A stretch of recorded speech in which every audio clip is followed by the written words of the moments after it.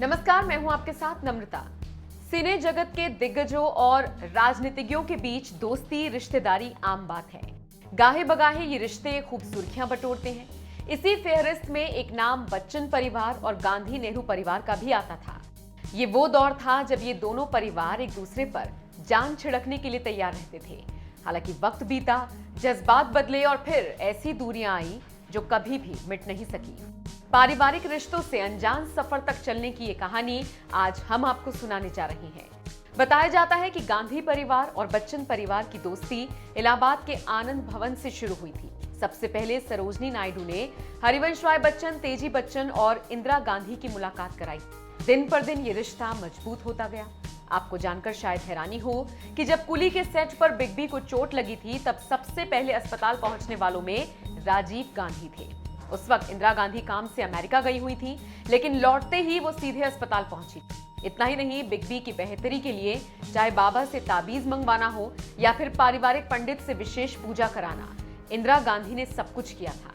इसी तरह बच्चन परिवार भी गांधी परिवार के साथ हमेशा कदम से कदम मिलाकर चलता हुआ नजर आया। क्या आपको पता है, सोनिया गांधी पहली बार जब भारत आई थी, तब उन्हें पालम एयरपोर्ट पर रिसीव करने के लिए खुद बिग बी पहुंचे थे। सोनिया गांधी बच्चन परिवार के घर में लगभग 1.5 महीने तक बतौर मेहमान रुकी थी। इस दौरान उन्हें भारतीय संस्कृति और परंपरा को अच्छे से समझने का मौका मिला था। वैसे ये बच्चन परिवार ही था जिसने सोनिया और राजीव गांधी की शादी में अहम भूमिका निभाई थी। खुद सोनिया गांधी के जीवन में बच्चन परिवार की अहमियत का अंदाजा आप इसी बात से लगा सकते हैं कि वो तेजी बच्चन को अपनी तीसरी मां कहती थी। जी हाँ, एक इंटरव्यू में सोनिया गांधी ने अपनी मां और सास इंदिरा गांधी के अलावा बिग बी की मां तेजी बच्चन को तीसरी मां बताया था। बताया जाता है कि राजीव गांधी के कहने पर ही बिग बी राजनीति में आए थे। हालांकि फिर ये रिश्ते उस वक्त बिगड़ने शुरू हो गए जब राजीव गांधी का निधन हो गया।